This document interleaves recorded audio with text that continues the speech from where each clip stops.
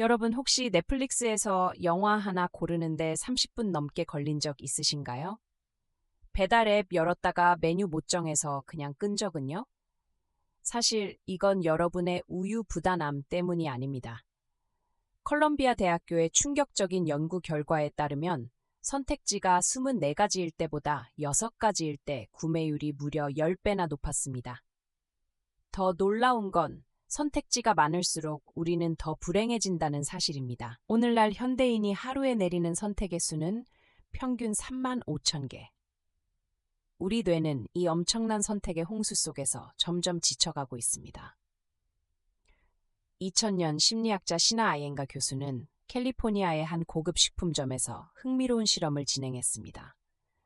첫 번째 주에는 4종류의 잼을 진열했고 두 번째 주에는 6종류만 진열했죠. 결과는 충격적이었습니다. 수민 4종류가 진열됐을 때는 60%의 사람들이 관심을 보였지만 실제 구매율은 3%에 불과했습니다. 반면 6종류만 있을 때는 40%가 관심을 보였고 구매율은 30%로 무려 10배나 높았습니다. 이것이 바로 선택의 역설입니다. 우리는 선택권이 많을수록 자유롭다고 느끼지만 실제로는 선택하지 못하고 마비되어 버리는 거죠. 그렇다면 우리 뇌에서는 대체 무슨 일이 벌어지는 걸까요? 2008년 스탠퍼드 대학교 신경과학 연구팀이 fMRI를 통해 밝혀낸 바에 따르면 선택지가 증가할수록 전전두엽 피질의 활성도가 급격히 높아집니다. 전전두엽은 의사결정을 담당하는 부위인데요. 이 부위가 과부하 상태가 되면 결정 회피 현상이 나타납니다. 쉽게 말해 뇌가 너무 피곤해서 아예 선택을 포기해버리는 거예요.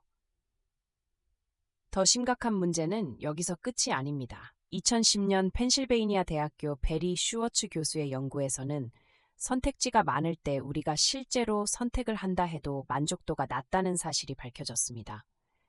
실험 참가자들에게 초콜릿을 선택하게 했는데 30가지 중에서 고른 사람들이 6가지 중에서 고른 사람들보다 자신의 선택에 대한 만족도가 평균 25% 낮았습니다. 왜 이런 일이 벌어질까요? 바로 기회비용 때문입니다. 선택지가 많을수록 우리는 내가 선택하지 않은 다른 옵션들을 더 많이 떠올리게 됩니다. 저 초콜릿은 어땠을까? 다른 걸 골랐으면 더 좋았을까? 이런 생각들이 우리의 만족감을 갉아먹는 거죠. 그런데 여기서 반전이 있습니다. 2015년 하버드 경영대학원의 연구에서는 같은 선택지라도 제시하는 방식에 따라 결과가 달라진다는 걸 발견했습니다. 연구진은 참가자들에게 보험 상품을 선택하게 했는데 자시 18개 옵션을 한꺼번에 보여준 그룹은 선택률이 8%에 불과했습니다.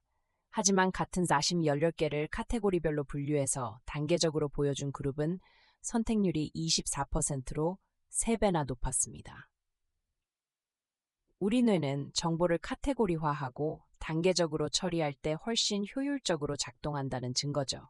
이제 실생활에서 어떤 일이 벌어지는지 볼까요? 2018년 서울대학교 소비자학과 연구팀이 한국 성인 1,200명을 대상으로 조사한 결과 배달앱 사용자의 73%가 메뉴 선택에 평균 12분 이상 소요한다고 답했습니다.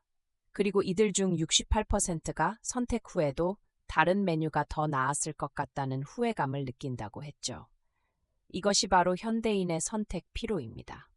더 놀라운 사실이 있습니다. 2019년 연세대학교 심리학과의 연구에 따르면 하루에 많은 선택을 내린 사람들은 저녁 시간에 자기 통제력이 현저히 떨어진다는 걸 발견했습니다.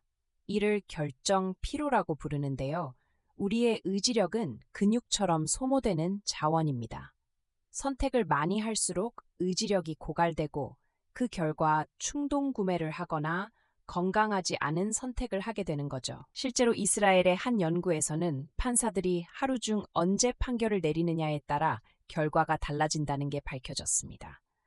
오전에는 가석방 승인율이 70%였지만 오후에는 10%까지 떨어졌습니다. 수많은 판결을 내리며 쌓인 결정 피로가 판사들을 더 보수적이고 안전한 선택으로 몰아간 거죠. 그렇다면 우리는 어떻게 해야 할까요?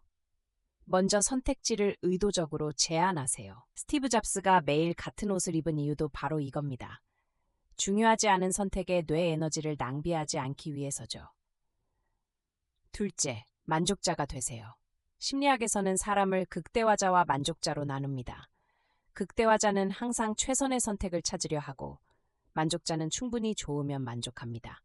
연구 결과 만족자가 극대화자보다 훨씬 행복합니다. 셋째, 선택의 기준을 미리 정하세요. 옷을 살 때, 메뉴를 고를 때 미리 두세 가지 기준만 정해두면 선택이 훨씬 쉬워집니다. 오늘 영상이 도움이 되셨다면 좋아요와 구독 꼭 부탁드립니다.